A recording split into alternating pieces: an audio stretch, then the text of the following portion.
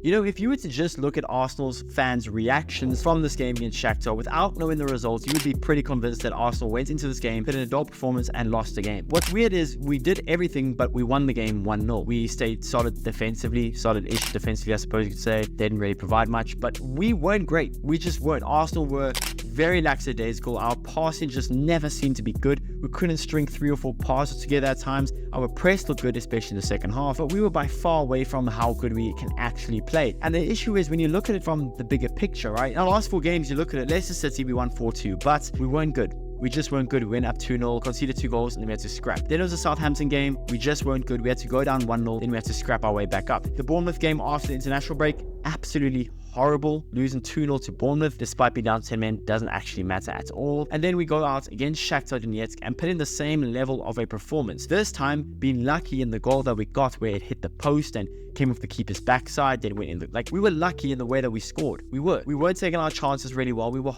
horrible in the final third throughout the game. You think back to Gabriel Jesus' chance in the first half. You think back to the penalty, of course, that Trossard missed. A horrible penalty, by the way, and why Havertz didn't take the penalty. We weren't good. And the thing is, if you're a positive Arsenal fan, which there are, of course, a lot of positive Arsenal fans, you say, well, at the end of the day, it doesn't matter. We got our 3 points in the Champions League. We beat Shakhtar Donetsk. We didn't concede. And now we can focus. We have a lot more days to focus on Liverpool than usual. Fine, I get that. I appreciate your positivity. But you look at it from the negative point of view. Well, this is the 4th poor performance in a row we've seen from this Arsenal team. We're severely missing the likes of Saka, Timber, and Odegaard. We seem to have no cutting edge in the final third right now. You could look at it in so many negative ways that realistically, even though we won the game, clean sheet and all, it feels like it was a negative experience. It was a weird game where neither team really did much. Overall, let's be honest, was kind of a boring game. But it's like, you know, one of those games you just think to yourself, when's it going to click into gear with Arsenal? Like you're thinking, all right, after half time, Arteta's going to talk to them and they're going to come back firing. Ben White, out injured now. Calafiori, out injured now. Timber might not make it back for Liverpool. We have all these injuries now at fullback position, and I made a video recently saying that our fullback position was borderline world class, if not elite, being that we had guys like Ben White, being that we had guys like Calafiori and Timber. Now we're in the position where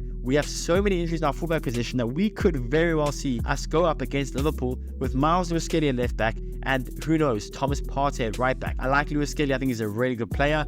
Did what he had to do against Shakhtar. He came on against PSG. He's proven to be pretty good, but it is fairly worrying. And the thing is, another worrying thing that I am going to touch on, in the beginning of the season, I made a video saying that I was very convinced and very happy to see Arteta change his approach to the way that we use our youth. He was allowing Wanyeri to come on against Tottenham. He was allowing Miles Lewis-Skelly to start games.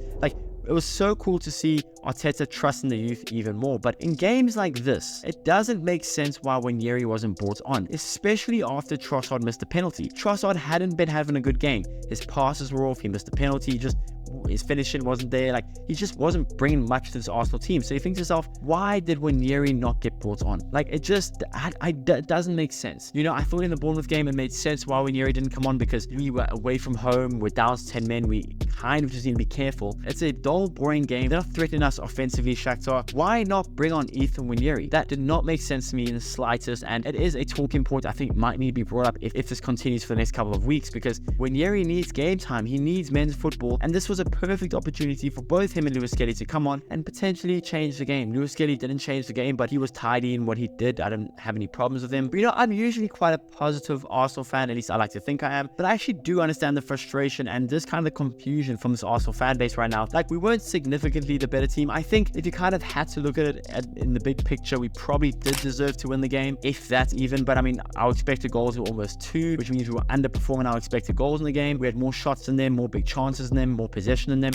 Statistically, of course, we probably deserved to win the game, but it doesn't really excuse just the poor performance that we saw from the guys. And look, it's really getting to a point where we're up against Liverpool now. Liverpool have been really good this season. They've beaten United 3-0. They've beaten Chelsea. They've been really solid, really positive, and they're a really good team right now under Arne Slot. We're going up against that Arne Slot team in this form. I won't lie to you, I am a bit worried, especially if we don't know if Saka will be back. We don't know if Timber will be back. I doubt Odegaard will be back. We have injury issues, and then you add on Calafiori, now likely Ben White. Also, there's a whole bunch of negativity around this game, and I kind of understand understand. You think we lost the game, but when you take everything into context, when you look at the big picture, you're a little bit worried about that performance. Now, as the positive Arsenal fan I believe I am, I will try to put this in the back of my mind and believe that we can see a really good Arsenal performance against Liverpool, because otherwise I'll be very nervous and I will barely be able to watch the Liverpool game. So hopefully on Sunday, because now we've had a little bit of an extra break, hopefully we can get some guys returning from injury. Maybe we put in a really good performance against Liverpool. Hopefully we do, because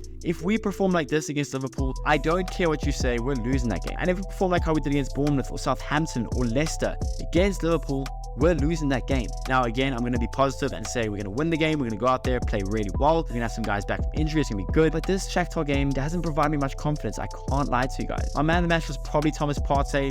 Maybe. I mean, I don't really have a man of the match. It was just so dull. There wasn't much to really think about. Jesus is probably better suited now as a right winger as opposed to a striker, being that he's a lot better dribbling as opposed as to just being a number 9 like Havertz is. So that's a thing we learned from the game kind of. But it just wasn't good enough. We need to be better against Liverpool. Otherwise, we'll pay the price.